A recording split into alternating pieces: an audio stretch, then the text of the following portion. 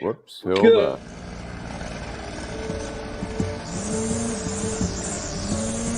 Thanks, Charles, for letting me use your gardening supplies. I'll make sure I put it back in the garage. Man, tending to that lawn is a lot of work. Tell you the truth, Jim, I'm more concerned about keeping this house. What's going on? Well, you know, Sarah lost her job 2 months ago, right? Yeah. Since we lost that income, the bills have been piling up, and we're so far behind. I don't want to lose the house because of back taxes. I don't know what to do. I understand. The same thing happened to my sister and her husband when he lost his job. Do you know that the Wayne County Treasurer has plans and programs to help people stay in their homes? No, I didn't. Tell me about it. Yeah, go to www.treasure.waynecounty.com to see if you qualify. Say that again. www.treasure.waynecounty.com. Got it. Good morning, everybody, and happy Thanksgiving post-factum to everybody. Also, we don't have to talk about the Lions game yesterday, but I'm sure Alan's probably got a clip. My name's Saeed Khan, and welcome back to another episode of The Week That Was. We've got ourselves quite a lineup, and we got quite a lineup of topics as well. We've got Adolph Mongo, host of Detroit in Black and White, and one of Nancy's favorite words, troika of lawyers yet again, Bill Seikaly, Steve Fishman, and Joel Sklar. We've got labor and community activist Barb Ingalls, and of course, Deadline Detroit co-founder Allan Lengel. So it looks like there is a ceasefire. This is like a for Thanksgiving few days. table, you know. I mean, there's 8 of us here today. That's like that's a raucous Thanksgiving table. It's So, company. yeah, right. Well, wait, Nancy, wait for Festivus when we bring out the aluminum pole. Okay. and we air our grievances. And actually, who should I nominate for engaging in the feats of strength? I'm thinking Joel and Bill, maybe.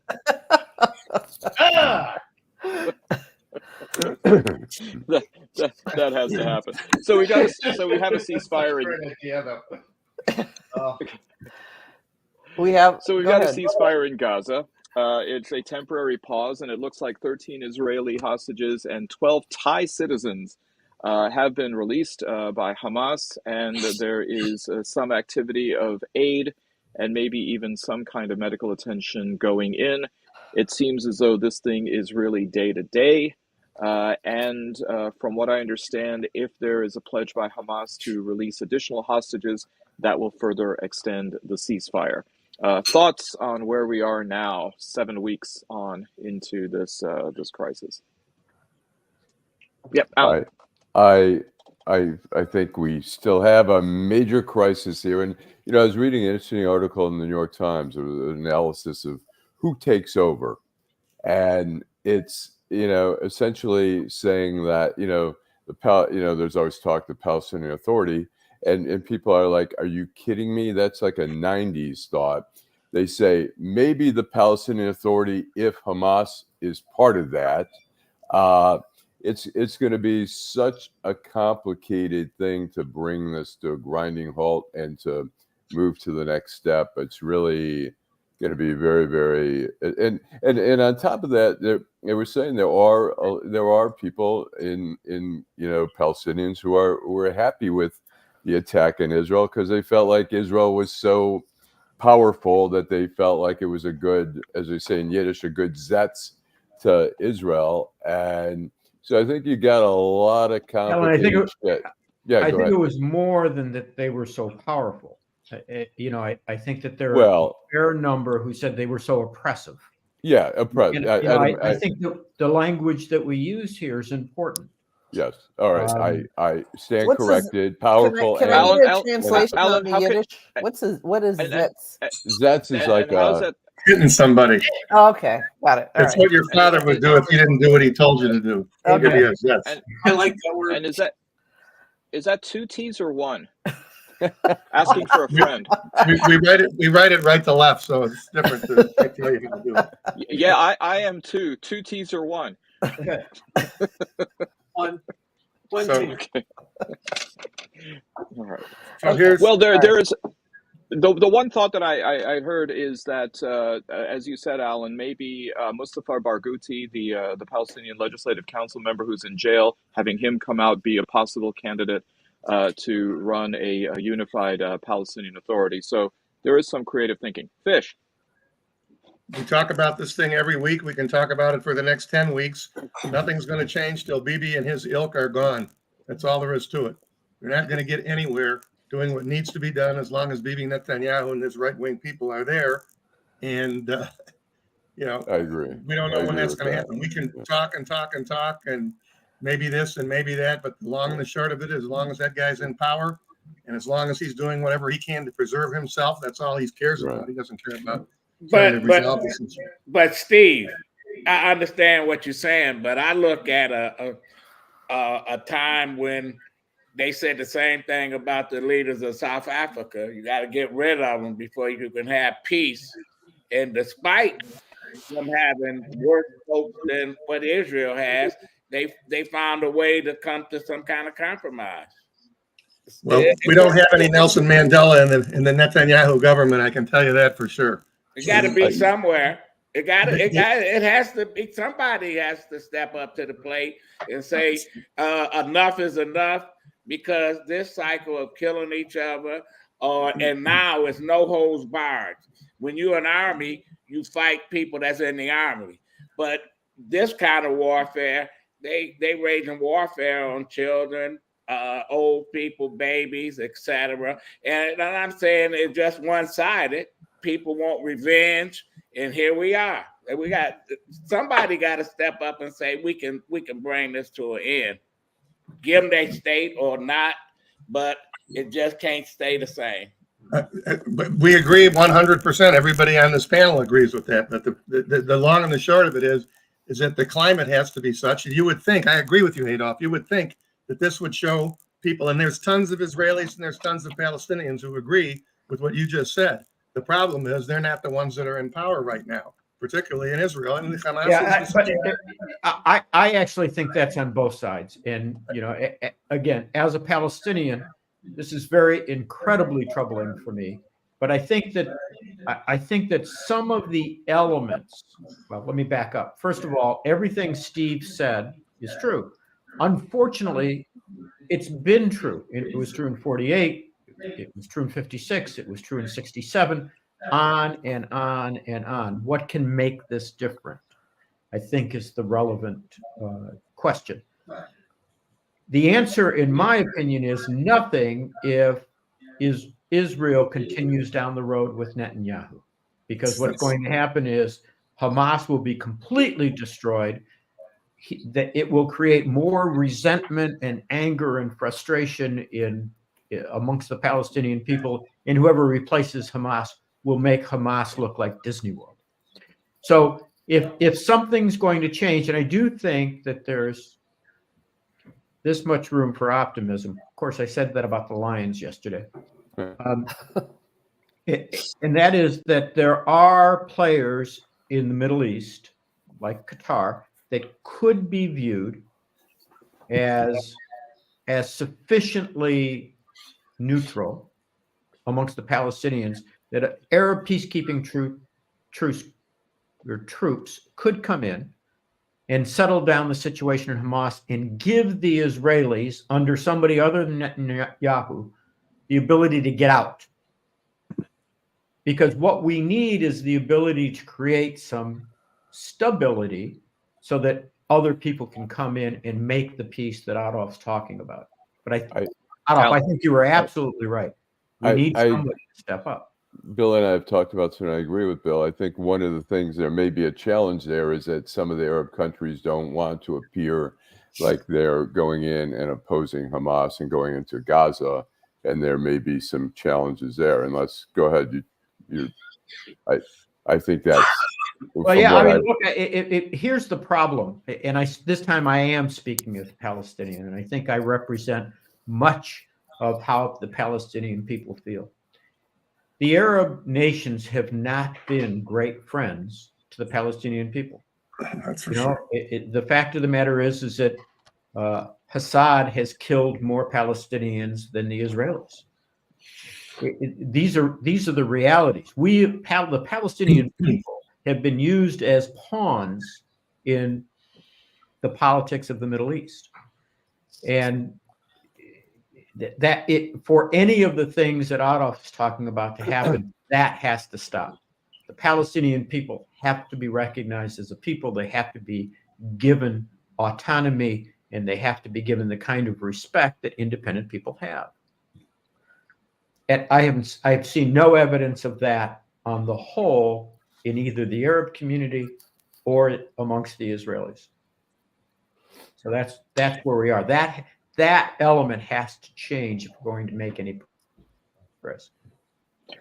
Well, apart from Netanyahu quoting the Bible and the story of Amalek, it seems as though he's been fairly quiet about this, but other people within his cabinet seem to be farther to the right than even he is, talking about ethnic cleansing, talking about how really mass numbers of Palestinians ought to be killed. So Netanyahu seems to be coming across as a bit of a moderate. Steve. Well, see, but that's his game. It's been his game as long as he's been there. He's the one that made a deal with Ben Gvir and Smotrich, the other guy.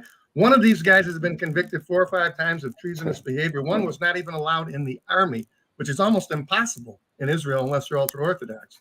And he's the one who brought these people in. And the things that you're hearing them say, if it came from a German in the old days, you'd say this is a Holocaust way of talking. So there's not, I keep saying the same thing, and I know we have this conversation every week, until that changes and those guys are gone.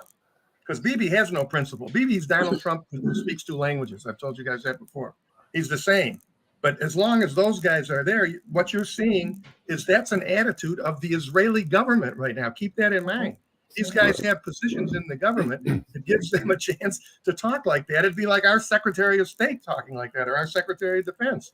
And that's the thing that I'm talking about. Until they're gone, then all the other things that Adolph and we're all talking about could happen. But as long as those guys are there, nothing is going to happen. I'm telling you. There's one key difference though, Steve. I mean, the Secretary of State is a political appointee. These guys are all elected members of the Knesset. So they obviously reflect and represent people who've put them into office. Well, to a point, that's true. But remember, they have coalition government there. It's not the same as here. So what they did was that those little parties, Bibi went along with it because he wanted power, because he wants to stay out of jail, which is his ultimate goal. So, yeah, I mean, you're right in a sense that they're elected officials, but the point is that government needs to fall. They need the 100th election, and they've already had 5 in the last, 7 years, something like that. I'm just saying you can't go forward with those kind of people in the government and having the voice that you guys are reading this in the New York Times. We're not talking about people hiding in some little alley talking. You're reading about this in international newspapers, and that's what they think, and that's the problem. But it makes it worse that people who are, Steve's absolutely right. The terminology that they're using harkens back to the genocide. It's for the Holocaust. It's just outrageous. And yet, actors and actresses are getting in trouble for saying that, losing their talent agency. I know that's a topic we're going to be discussing. There's all kinds of consequences in the United States for calling that out. Now, try to be a little empathetic. If you're a Palestinian and seeing that, that's incredible. You don't see that happen to people who are supporting Israel in this country as a whole. No, you know what? You just saw a doctor in New York who was just fired for a Jewish doctor for putting up on social media a cancer doctor. So there is some of that. But I have a Susan Sarandon thing. But Steve, something's going on. I don't know if you have. Are you listening to? You have another window open or something? Anyways. Nope. Okay, because we've been getting a little echoey. Okay, here we go. Susan Sarandon. There are a lot of people that are afraid of being Jewish at this time, and are getting a taste of what it feels like to be a Muslim in this country, so often subjected to violence. When I hear that, I mean, it really makes me angry, because what she's saying is, I mean, we had in 2018, we had 11 people killed in a synagogue, 7 wounded. We've had you know, we've had other incidents of synagogues down in Texas. We've had swastikas. We've had anti-Semitism. For her to not acknowledge that there's anti-Semitism, that there's been a intimidation prior to October the 7th, really makes me, and it's almost like it's the message is, hey, it's anti-Semitism. Okay, you're getting a taste of what it's like here. And and one other thing, my cousin, I spoke to her yesterday. She's an artist in Haifa. She said, I love Susan Sarandon. She says, I took a picture of Susan Sarandon and painted it, and it's hanging up in my computer room. She goes, I'm so disappointed. But anyways. But you know what? All this reminds me of me growing up. A civil rights movement where black folks that supported, say, Martin Luther King or Malcolm X, they got ostracized. They lost jobs because, you know, they happened to support what was going on down south, up here, etc. Now, I can't stand Rashida Tlaib. I can't stand her. I don't like her politics, but I'm not going to get mad at her because she says she supports her grandmother over there in Gaza, and she's worried about kids getting blown up, doctors dying, trying to save people, you know. But if you say you support one or the other, they should all be treated the same. You just don't kick everybody out of college because they not supporting the way they kill these folks, but support a movement. What's wrong? They want a Palestinian state. What's wrong with that? I agree with you 100%.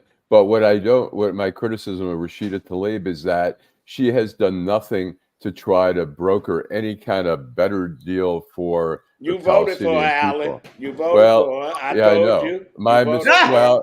You know why? Because I thought it would be a good thing that the Palestinians had a voice in Washington. I thought she would use that constructively, but she's just used it to beat her chest. But her father told me she was a fraud when she was a state rep. So here we see the real Rashida. Yeah, but I'm still not mad at her for saying she works her ass off for her constituents. I'm sorry.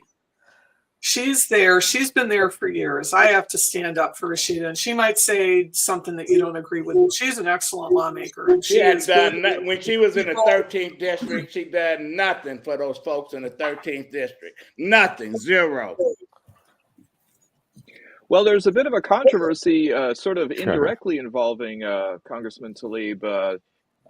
There's a report that somebody running for Senate, I guess against Alyssa Slotkin, actor Hill Harper, claims that he was offered $20 million by Lyndon Nelson, of all people, to drop out of the Senate race and to run against Rashida. He better get the money up front. Oh boy, yeah, that'll be wise, and make sure it's real. That guy got $20 million to give away. That's just total horseshit. Well, he said he didn't say it would come from him. He said he would line it up. He would broker it. He would broker it. I think 10 bundled and then 10 from other sources implicating AIPAC. So I remember when he was in the movie The Skulls, dealing with a secret society at Yale University, but. You know, what do I know? Maybe he knew George W. Bush back in the day. Well, so Susan Sarandon was dropped by her agency, UTA.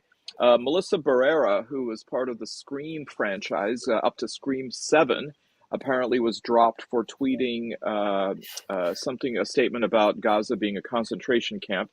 Is that going to answer all the questions left open by Scream 6 or what?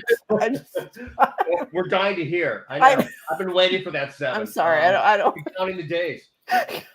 Go ahead. Sorry. I just had to say something. So how many of the Saw movies did you watch, Nancy? I've never watched any of them. I hate that shit. I hate, the only horror movies I watch are Jordan Peele's. And that is it. I can't handle... it's disgusting. It's awful. So, go ahead. No Wes Craven, no William Friedkin. Well, I mean, here and there, there's some that have popped up. There was one I called Heredity a few years ago that I really liked with Toni Collette. But I mean, most of those, they're just it's porn. It's like porn for me. But anyway, I didn't mean to interrupt. Melissa, go on. No problem. So So Barrera's co-actress in the Scream series, Jenna Ortega, also from the excellent show on Netflix Wednesday, she decided that she doesn't have time to do Scream anymore. So you might have maxed out at Scream 6 there, Nancy, because they might not have a Scream 7. Okay, good. CAA's agent Maha Dakhil had to resign from the internal board at the agency, and there were a lot of people angry at her. But it seems like Tom Cruise stepped in and saved her job because she's his agent. So although she's not part of the leadership at CAA, she still is an agent. So it seems as though yes, there are these cases of blowback that are occurring. Well, switching gears slightly, Putin apparently has hinted that maybe it's time for the war to end in the Ukraine. Yes, that other conflict happening in the world. Do you think part of this is just because he doesn't have all eyes on him, or is this because he's getting a little bit cold riding topless on that horse now? You know, this is not significantly different than what he said about a year ago in December of 2022. He makes these hints. The only thing that gives me optimism is that this time he did say we never refuse to engage in peace talks. Now, I don't know that anybody's even suggested peace talks, but that is the most optimistic statement that he's made so far. Of course, I don't know that he has much choice. It's not like he's winning. Right. I got the impression from just from reading the articles about it, I got the impression that was he genuinely surprised that people in the G20 were criticizing Russia? I mean, one article I read in the Times, it sounded like he was shocked, you know, that, oh my God, these people are pissed off at me. And I kind of got the feeling that, again, this is just reading, and, you know, we don't speak Russian, obviously, so we don't know what the inflection is and everything else. But it almost seemed like he was trying to respond. I'm really not that bad. Come on, guys. Don't pick on me so much. That's what it felt like to me, but I don't know. Well, you know, I mean, maybe he thought, Steve, that everybody really appreciated the sturgeon caviar, which was the second course of the G20 banquet, and all other sins are forgiven. So by the way, we have a message here. These are classic Facebook messages. Why are you posting this? I just thought it just as a little bit of a yuck here. Okay. It's just I'm not sure we've crossed paths before. We get this every week. I think this is part of Nancy's porn references. Kathy Jeremiah. Wow. Not positive. But. Wait a minute. She's not a loyal fan? Yeah. I mean, I think that's what she said maybe we could connect and see if we can hit it off as friends. So we'll talk later after the show. Alan, these might get reduced if you wouldn't respond to all of them. Yeah. I usually just delete them, but not this one. I thought she liked us, that she really liked us, but okay. So we do have now an election coming up in less than a year, and it looks like on the Republican side, Nikki Haley is climbing up the ranks. Ron DeSantis, Florida governor, apparently received the endorsement of Iowa's leading evangelical. Ooh, apparently, boy, that's a game changer. Apparently, Nancy, that might be a ministerial position in the Iowa legislature, so don't hate on it. And also, though, at the same time, House Speaker Mike Johnson scurried down to Mar-a-Lago to kiss the ring and also announced his endorsement of Donald Trump. So, does the former South Carolina governor and former U.S. ambassador to the United Nations have a shot? Yes, Alan. We have a video. But the rise of Nikki Haley is obviously on Trump's radar because he took a break from flushing his toilet or whatever to post a video lashing out at her today. Fox News gave up on Ron DeSanctimonious. He's turned out to be a disaster. Now they're pushing Bird Brain. You know who that is? Nikki Haley. What a message. If I What a nickname. ever see that guy's ham steak face again, it will be too fucking soon. I mean, just Did you see his Thanksgiving message yesterday? I read one of them. It posted at 2:00 in the morning. It's just like, yeah. I don't want to hear. Ugh. Anyway, the suburban woman's vote here. Go ahead. No, I'm with you. Well, was that a new hairstyle though? I mean, was anybody watching? It did. Didn't it? Strange. Okay. Yeah. It's a little more orange than usual too. His colorist may have finally thrown in the towel. It's the holidays. So on the one hand, he's got like a 39-point lead in Iowa and elsewhere, and yet here you see that a lot of GOP money is starting to gravitate over to Nikki Haley, at least in the form of pledges. What's the conversation going to be like in about 4 months when the primaries really get going? I want to hear from the political people, Barb and Adolph. They know. Barb. I want to know when the news is going to cover the things that Joe Biden has been doing really quietly and efficiently, while we gush and live on every single word that Donald Trump drips from his ugly mouth. I'd like to know when they get as tired of him as Nancy and I are. I would like to know. I'd like to know these things. It's frustrating because and Joe Biden is far from a perfect president, but he has been working, and occasionally says stupid things as everybody does. It just is bugging the fuck out of me that's all we can talk about. And we do have a year until then, and it's not that it's not important, but the news is 100%. What's Donald Trump going to say about Nikki Haley? What stupid rotten thing does Ron DeSantis have to say? These people are just sucking all the oxygen out of the air, and it's why people are losing interest, because they don't understand that the news media is completely obsessed and addicted to Donald Trump. And that's but the Democrats, they don't use their spin doctors. They get their ass beat all the time. They don't respond. Here we got Senator John Kennedy in Louisiana. The things he said about the vice president, that's unbelievable. I thought I was back in the antebellum era.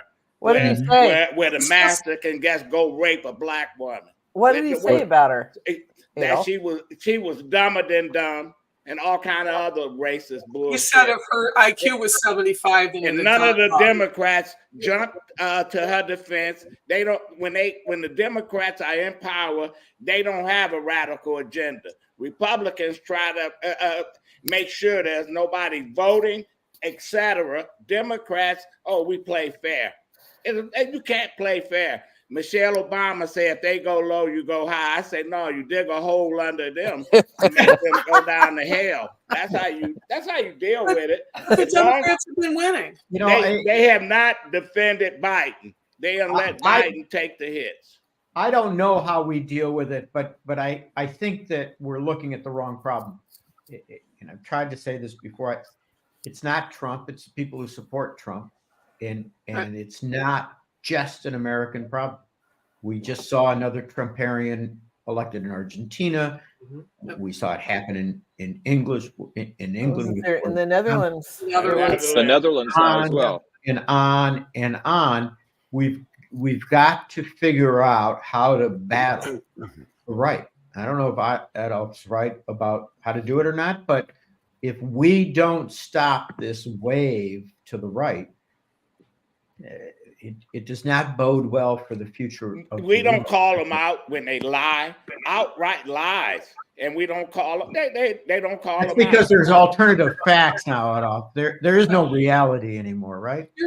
You're right, but it's not being helped at all by the 24-hour news cycle that. I mean, this is a very complicated question and a complicated issue because Barb is right. It's like the media machine now is like an old Looney Tunes cartoon where some guy is standing with a shovel and a pile of coal, just shoveling it into the engine as it speeds down the track at mind-blowing speeds.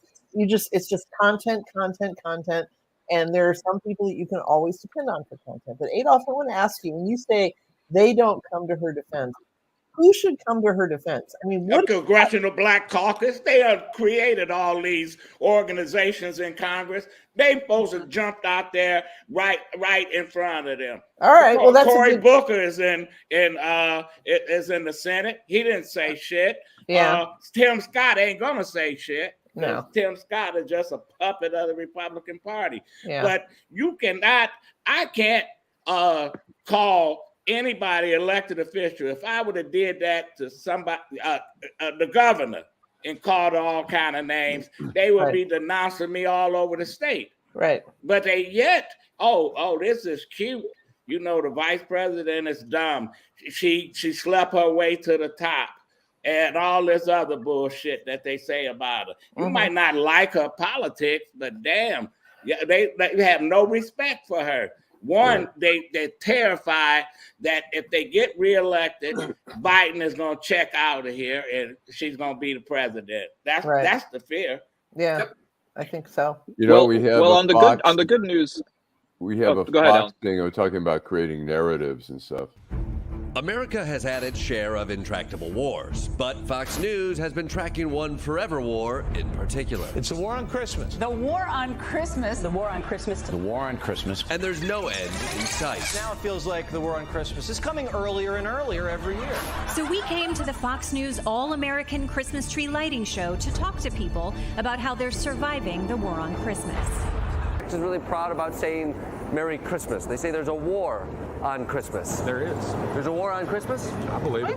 Look around you. Look at all the businesses. Look at the corporations that have, not allowed you to say that. I think that people are scared to speak up about their Christianity, about their faith. Sure, there is a war on Christmas, and the group facing the most vitriol for sure are Christians. I think so. I do. Christians, specifically? Yes. Right now? I think right now. But is defending Christmas enough to put them on Santa's nice list? Or does St. Nick reconsider when Fox News hosts say things like this? I want to say something about Arab Americans. We've had it with them. Okay, so naughty or nice, someone at Fox News said we've had it with them, referencing Arabs in general. No, he's nice. So Jesse Waters would be in the nice. And who is standing out in Dearborn holding up signs to say abandon Biden? It's like, nuts.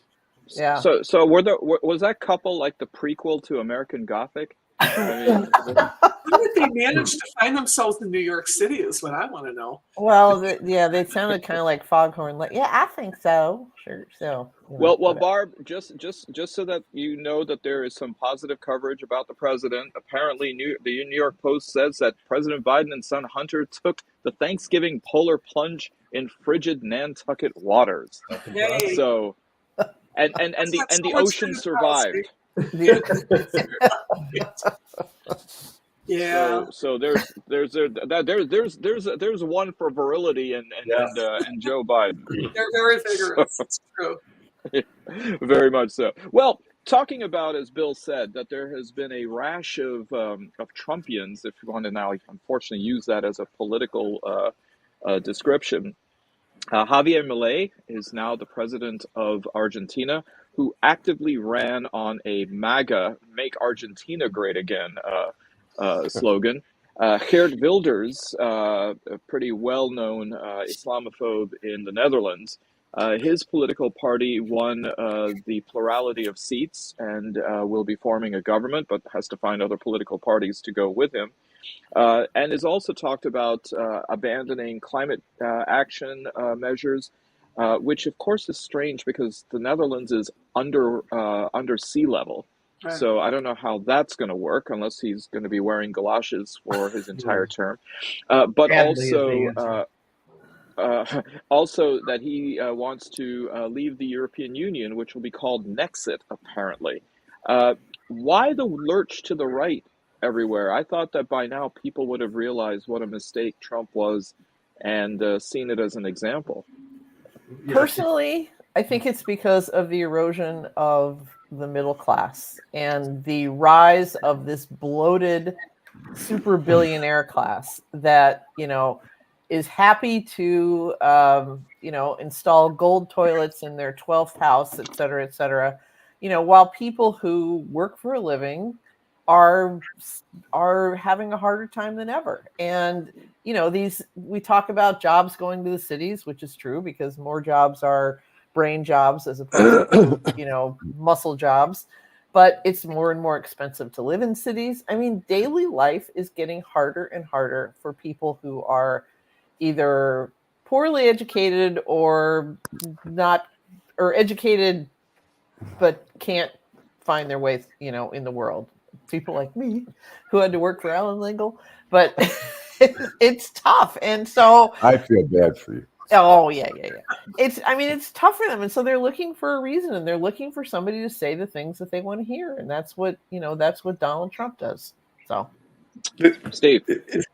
It seems to me though that that's always our answer. It's poorly educated, blah, blah, blah. That's not true. There's tons of educated people that support these people. And I don't think we should underestimate the capacity for people, no matter what their financial status, no matter where they are in the class, to have the desire to look down on others. And these kinds of politicians, like the guy in Argentina, like the guy in the Netherlands, like Trump, like Viktor Orban, they have the ability of giving people the option of saying all the things that bother me, everything. It's because of whoever it is. It's either because of the progressives, it's because of the liberals, it's because of the Arabs, it's because of the Jews, it's because of the blacks. That is what seems to me to be going on. And you guys obviously are much more in the media than I am, but it seems to me that the media, particularly the social media and the quote alternative facts that somebody quoted, that's got to be helping too, don't you think? God, yeah. Well, how is it? Tell me how it's different than just prior to World War II with the rise of Nazism and fascism.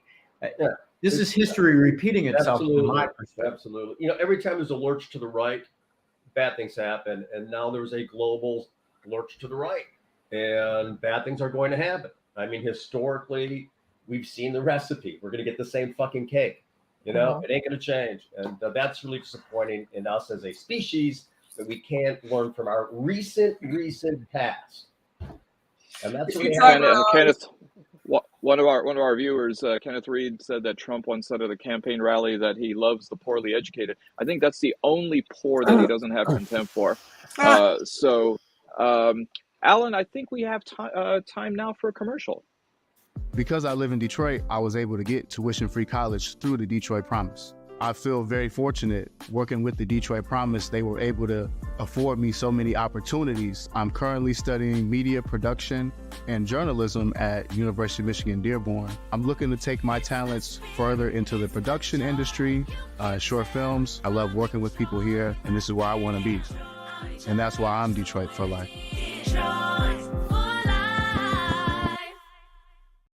Okay, the first thing that guy needs to learn is take off that tie. Nobody. You walk through a newsroom looking like that, people are going to think you're a publisher or something else. So you need to dress down.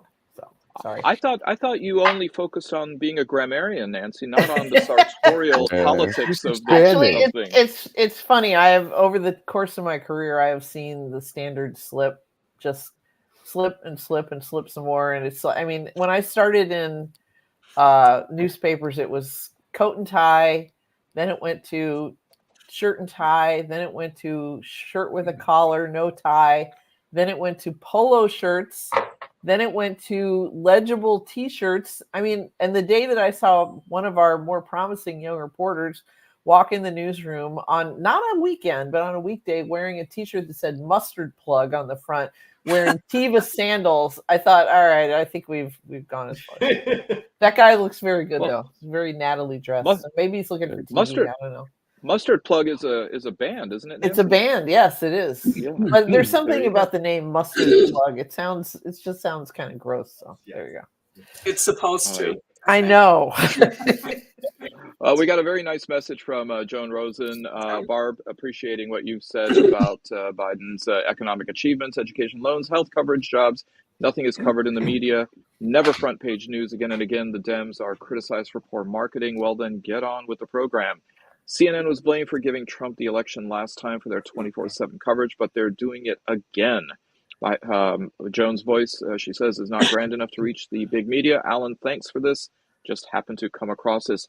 Thank you, Joan, and come back often to this.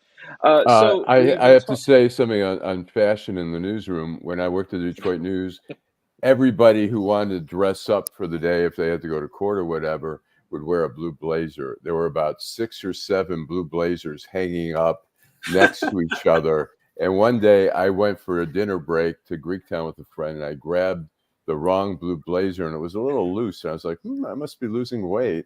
And then I see one of the older editors who was a little bit stockier walking down the street without his blue blazer, and I realized I was wearing his blue blazer. Did you give it to him? No, I didn't say anything. I just thought, let this. And khakis too. Yes, khakis. Yeah, it was a uniform. I think in June of 1914, Allan, the Archduke was wearing the wrong blazer in Sarajevo, and that's what triggered Princip. I'm just saying. So I just want, they're college. That's a great commercial, because all these college loans is this money that's come up, and a lot of it isn't being used. Apprenticeships.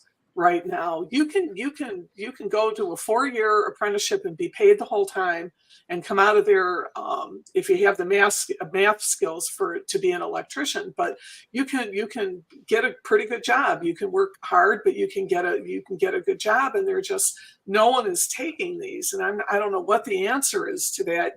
And that's where the middle class went. Was a lot of those jobs, but at any given time, excuse me, the building trades are begging for people. They built themselves a huge new facility, and I send it regularly. I have a million nieces and nephews, and they're young friends, and I send these off, and they're like, "Oh, it's like going to school." It's like, well, it's like going to school and get paid the whole time. All right. And I don't know what the answer is to that, and I don't think that people are lazy. I don't think the younger generation sit around and drink lattes and eat avocado toast. I think there's another reason for it, but I don't know what it is, but it's hard to get people in these positions, taking these loans and going to school. Uh-huh.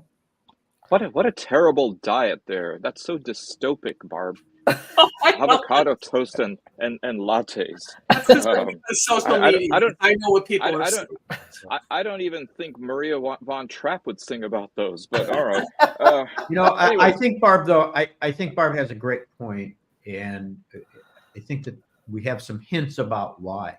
As a former teacher, I'll tell you that early in my career, teachers were still held in some esteem, but now they're looked down on. Who wants to go into education? I mean, most people in their right minds don't want to. And we've done that to the trades. We're doing that to lawyers.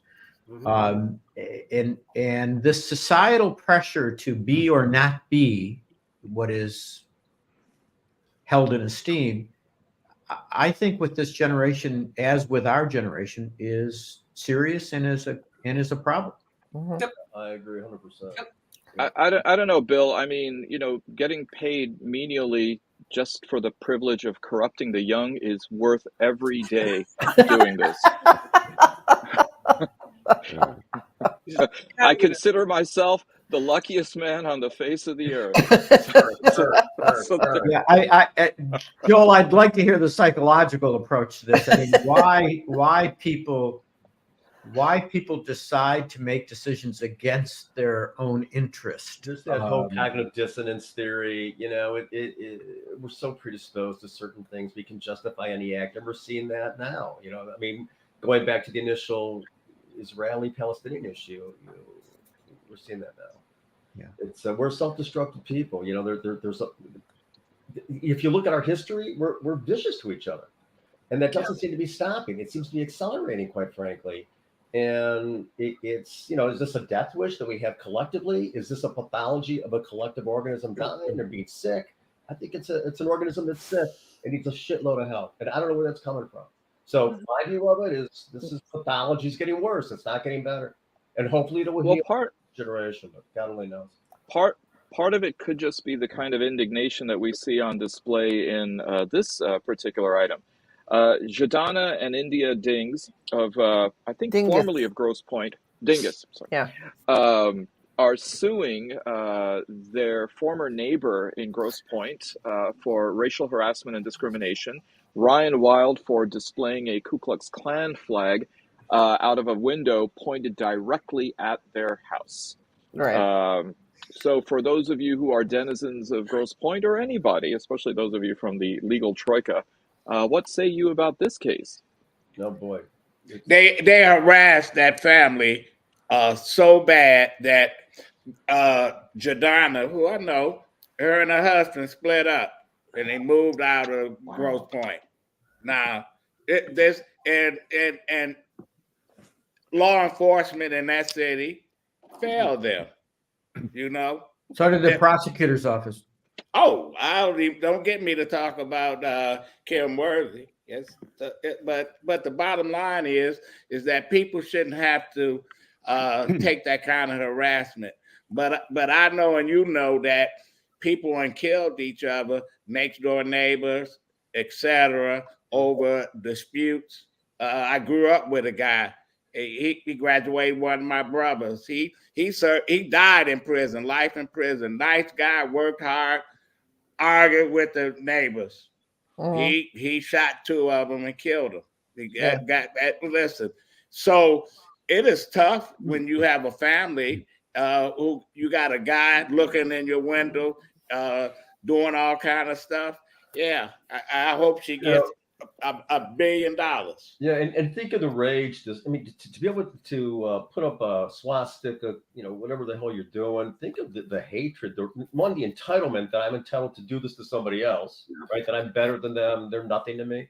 But the utter hatred, the purity of that rage to post that is that is a sickness. As I recall, this was an escalation deal where there were some, I don't know if there were words or something happened, but Jadana installed a camera on the space. These are pretty tight. This is in the Cabbage Patch neighborhood in the Grosse Pointe Park, so it's fairly tight space, kind of like you find in Chicago. And she put a security camera on that space there, and his response was to hang the Klan flag inside the house as a curtain, essentially. But Nancy, he didn't like them from the start because they was interracial couple. I'm not they had saying, a biracial daughter. That's why he didn't like her from the get-go. I'm not saying that any part of this is justified at all, but that was his retaliation. It's like, I mean, it's like a road rage going to a house rage, Yeah, that's exactly a smart way of putting it. It's house rage. That utter outrage, that purity of that hate is terrifying. I mean, just ignore them. It's not that hard to do. When 60 years ago, when Adolph and I were growing up, we didn't have to worry about that because if you were Jewish or black, you couldn't go to Grosse Pointe. That was simple. They didn't allow Arabs in either, Steve. It's the point system. They had the point system. That was the everybody started with I don't know how many points, and then they took points off for things like being Jewish or black or whatever. So yeah, it was quite something. Right. Before my time. So there you go. Sounds like South Asian moms when they're looking for daughters for their husband or for their sons, but okay. Yeah. It's all on a point system. Well, I hear a consensus among all of you saying that that I can't go for that, which leads us into our last item here. Stretch. No can do. Clearly, no can do for Bill. Word comes out that super couple Daryl Hall and John Oates are having a bit of a tiff one-on-one. Things have gotten so out of touch that Daryl Hall has filed for a temporary restraining order against John Oates. Blondie doesn't like the dark one, the brunette one. The blonde one doesn't like the brunette one. Yeah. The dark one, The views of Nancy Derringer are not by any means the opinion of anybody else on the show. It's like or one of them Divine is the Trump. blue-eyed blonde, the other was the swarthy guy with the mustache. So yeah, that's Paul is the blonde. So go ahead. So, but from what I understand, they've hated each other forever. And I believe I remember reading like years and years ago that they arrived at their shows in separate cars. They couldn't even stand to ride from the hotel to the venue together. And I would also point out that particular, I don't know what led to this. Was that in the filing? Nobody knows. Well, it's about money and about like what songs John Oates can perform in concert. Because as Daryl Hall said, he may be my business partner, but he certainly wasn't my creative partner. Wow. Oh, this is so there you go. First of all, we've got to be a little careful because we don't know anything. This was filed under seal. However, he did get a temporary restraining order. The standard for that's pretty high. It's not easy to get that TRO. And my understanding on the little that's really available is that these guys were partners without partnership documents. That's stupid. Go to your lawyer before the problem. Always good advice. And under partnership law, intellectual properties that they create belong to both of them at the same time. One can't profit without the other equally profiting. So there's a question about whether or not either one of them can perform their joint songs without the other being compensated equally. That's where they are. If they got a TRO. How they configure the stage at their next show, Well, Bill, I'll take your knowledge of TRO and I'll raise you TMZ, which has all the information. I want to say that they have all the information. It may not be accurate, but they have it, right? In college, I listened many times to Abandoned Luncheonette, their album, which I thought was great album. Can I just also say that if you guys had, shall we say, cooler, a little more hipstery musical taste, you would also know that at approximately the same time earlier this week, the Bryan Jonestown massacre had a onstage meltdown where the lead singer tried to hit one of the other guys over the head with a guitar. Oh my God. And the show had to stop, and all of their subsequent tour dates in Australia have been canceled. Oh my goodness! How did I miss this? Yeah, I know. Because you don't listen to Bryan Jonestown Massacre. There you go. Should. Isn't that why Jack White left Detroit? Is he would beat people up and everybody ended up hating him, and so he moved to Nashville. That's kind of the story. Yeah. Wow. He beat up the guy from the Von Bondies. Yeah. Yes. Jason Stolzheimer. Yes, he did. At the Majestic. Yeah, I'm cool too, Nancy. I'm glad to hear that. I hate to bring back old times again, but this is exactly why people should still be going to the Motown Review at the Fox. We didn't have any of this kind of stuff. We just had the Temptations anchoring every show, and everybody went home happy. Yeah. Sam and Dave hated each other. Remember that? Those guys did the same thing. It's pretty. It's hard to get along in a touring band. Yeah, there's a great history of brothers and bands hating each other too. So Everly Brothers hated each other. The Alvin Brothers hated each other. Oasis hated each other. The Gallagher Brothers. Yeah. Simon and Garfunkel had their many problems. That's right. Brothers from other mothers. Yes, yes, absolutely. Captain Antonio.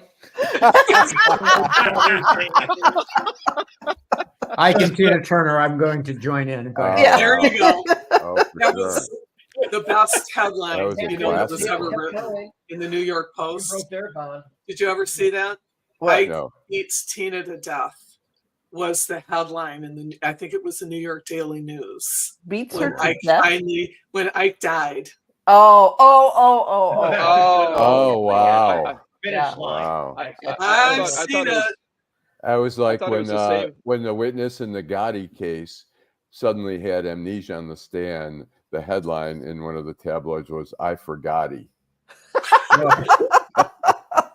I've got you all beat. The son out of the UK, when the rumor was going around that Michael Jackson had converted to Islam, they said, "The way you Mecca me feel."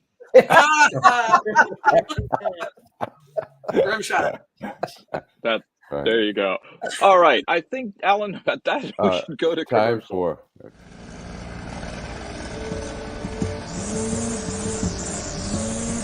Thanks, Charles, for letting me use your gardening supplies. I'll make sure I put it back in the garage. Man, tending to that lawn is a lot of work. Tell you the truth, Jim, I'm more concerned about keeping this house. What's going on? Well, you know, Sarah lost her job 2 months ago, right? Yeah. Since we lost that income, the bills have been piling up, and we're so far behind. I don't want to lose the house because of back taxes. I don't know what to do. I understand. The same thing happened to my sister and her husband when he lost his job. Do you know that the Wayne County Treasurer has plans and programs to help people stay in their homes? No, I didn't. Tell me about it. Yeah, go to www.treasure.waynecounty.com and see if you qualify. What's that site again? www.treasure.waynecounty.com. Got it. Okay, Alan, and with that. All right. Downtown Detroit, Robert Wells, Schmuck of the Week. Oh my goodness, we've got a bunch. Never gets Fish, old. I'm going to have you go first because you're wearing Michigan blue. My Schmuck of the Week is Senator Mike Lee, who at one time I think people were actually mumbling about might be a candidate for the United States Supreme Court, and now has reduced himself to looking at a picture of a guy who just got 4 years, if I'm not mistaken, and claiming that he had a badge when it turned out to be a vaping pipe or whatever a vape is. And for a guy like that, as a United States senator, to go on out publicly and claim that he now has evidence, you see, all we have to do is start showing this evidence that it really was federal agents that started the January 6th riot. For that one, Mike Lee is my Schmuck of the Week. He wins easy. There were a bunch of theories. There were ghost buses parked at the train station where the FBI and different agencies had people dressed as Trump supporters to go and help with the rioting. Huh. That was another The rumor. Ghostbusters. That was Full of Antifa. Good grief. Ghostbusters. Adolph, who's your schmuck? Councilwoman Mary Waters. Now, if you're going to run a congressional campaign and take somebody out where Adam Hollier said, former state senator, say he's running, now all of a sudden here's Mary Waters. That's how the congressman won the last time. The more the merrier. Yeah, I don't think they ever learn how to play politics 101. So yeah, she's my schmuck. Adolph, tell them. Like, go down there and just start knocking on some doors. Oh, well, you know, some of these people, you can't tell them anything. Before this is over, you probably had 6 or 7 candidates jumping in a race, and it's going to end the same way. Exactly. Sri Thanadar. Sri Thanadar. So, okay. Shree's got his signs up next to Mike Wallace's sound. He's now on 75. So, Barb, who's your schmuck? This week, I'm going off in a different direction. It's Elon Musk, who seems to be really losing any kind. He's like on a Trumpian mental slide. He said this week, "There is a large graveyard filled with my enemies. I do not wish to add to it, but will if given a choice. Given no choice." People are they lost IBM, they lost Apple. As on Twitter, advertisers, let this guy just please slide away. He's still going to have $1 billion when he's done, you know. So just go away, Elon. You're just annoying. So what he did to this young kid, the young Jewish kid, who he claimed to be or piled on with the allegation that he was in fact an FBI agent, is just horrific. This kid's life is really screwed up. And I hope that the guy gets part of that $1 billion that Musk had. Yeah, that'd be good. All right. Looks like Steve left us. Happy Thanksgiving, Steve. Joe. First out the door. Okay, Alan, I think you need to get the clip from The Usual Suspects of Kevin Spacey going, and like that, he's gone. He's coming back. That's He's returned. He's back. Okay. There you are. It's It's a resurrection. All right, Joel, you're Schmuck. I'm going to go with the superintendent of Indiana. It's Indianola Schools in Indianola, Iowa. It is the superintendent with the last name of Innes, and he had the quote of the day, respect quote of the day, which is "My honor is my loyalty," which is from Heinrich Himmler. Yeah, parents went insane. It's like, what do you put on Himmler for? Sure, he can have a quippy quote, but my God. So that would be my Schmuck. They would be the superintendent of the Indianola, Iowa public schools. I thought it was arcane enough, because typically you guys are super arcane. So that's for mine. Very good. Does anyone else have that one? No. Okay. We can proceed. It's all yours, Joel. Bill. I feel great.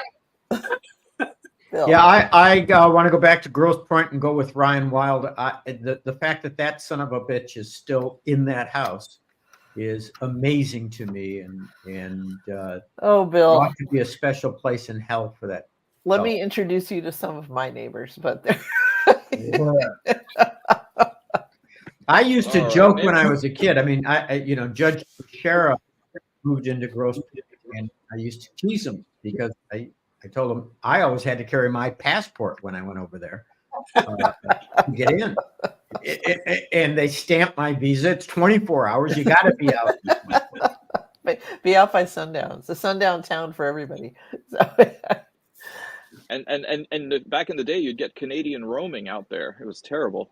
Yeah, true. Because you're too close. Occasionally, You're too close to the river. In the war memorial. Yeah, it'll bounce over. Okay, Nancy. I've got two, but I'm going to go with the more obscure one, which will require I'll try to make this as brief as possible. In Ferndale, there is a schismatic right-wing Catholic group called Church Militant. Okay. Yeah. Church Militant is run by a former TV reporter named Michael Voris, I believe. And they are loud and proud and obnoxious, and everything is wrong with the church. Is the gays' fault, Pope Francis's fault, et cetera, et cetera. This week, it was announced that Michael Voris has stepped down and leaving the Church Militant because he was in breach of the morals clause of their contract. Given that Michael Voris has spoken in the past about his time and living in sin with other men and homosexuality, I don't think I'm going to go out too far out on a limb to suggest that that might have been the breach of morals clause. But it just goes to show you. It just goes to show you. It's like it never stops with these people, and every accusation is a self-indictment. So. And how do you spell hypocrisy? I mean, we're all hypocrites sometimes, but I mean, this guy, they sent a woman with a hidden camera to knock on the door of the director of music for the Archdiocese of Detroit, who was also the organist in the cathedral. She told him she was a lesbian and she and her wife were looking for a house in this particular neighborhood, and would they be tolerated? And he very generously said, well, I and my partner have lived here for 15 years and it's great and you'll be fine. And then they aired this video, and he was no longer the Archdiocesan music director. Whether he was quit or whether he quit or was forced out, I don't know, but it was one of those things. So because the Archdiocese is so brave to support the people that have worked with them for so many years. Yeah, exactly. So anyway, so that's the other one. My other one was Nikki Haley, but she'll do something else stupid and she can go another day. Wait a minute, Nancy. You mean it wasn't a partnership like Hall & Oates, business or creative? Right, exactly. Okay. Right. Allan. I got a couple too I'm going to do real quickly. One is Susan Sarandon. There's absolutely nothing wrong with her, and I support her right to go out there and support the Palestinians and protest. But to basically say, okay, Jews, now it's your turn to feel out what it's like to be targeted and stuff like that, I think she's kind of missing the point that anti-Semitism just didn't start. Been around forever. Yeah. Start on October the the day after that happened. I decided maybe I don't know. I was surprised. But she's not the only one saying that, Alan. Yeah, I hear it in the black community. I hear it in the black community say now they know how we feel or whatever. Listen, it's in all communities. It just seems like people love misery.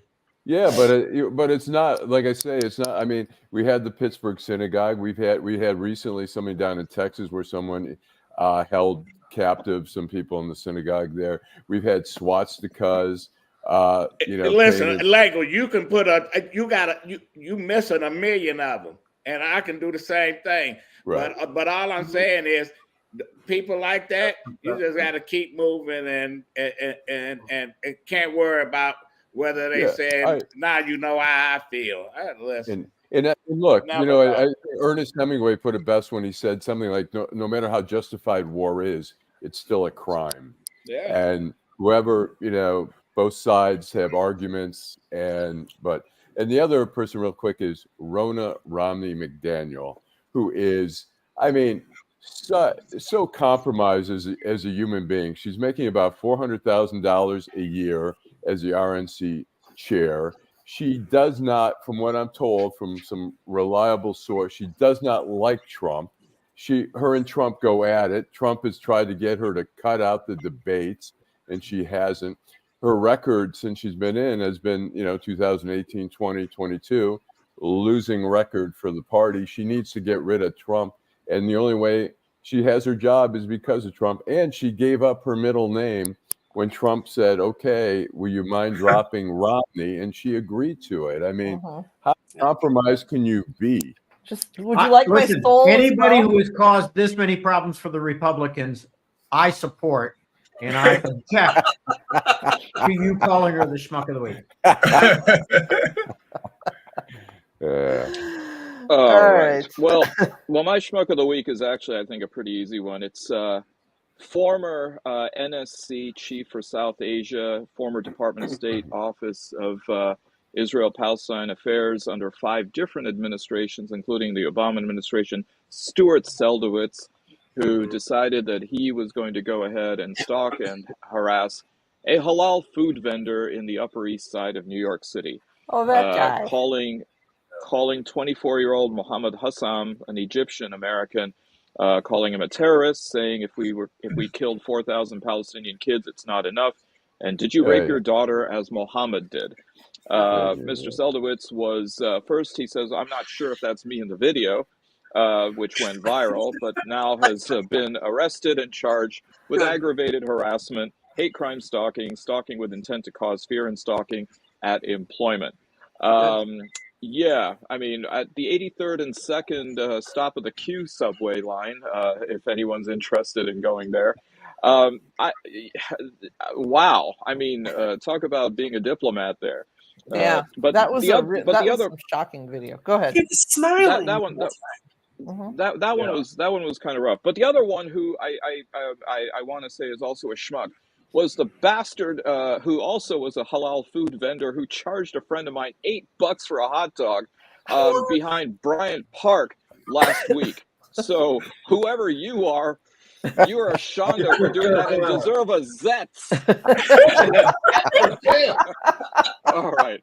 I got that all out of the system. Wow. Okay, $8 for a freaking New York hot dog. It wasn't even Papaya That's King. a Shonda. So That is a Shonda. That's a complete Shonda. So, we're not talking Yiddish anymore. You guys are picking up way too much Yiddish. So that's it. The words that's all you're hearing. Okay, on Fish's suggestion, from next week it's Navajo.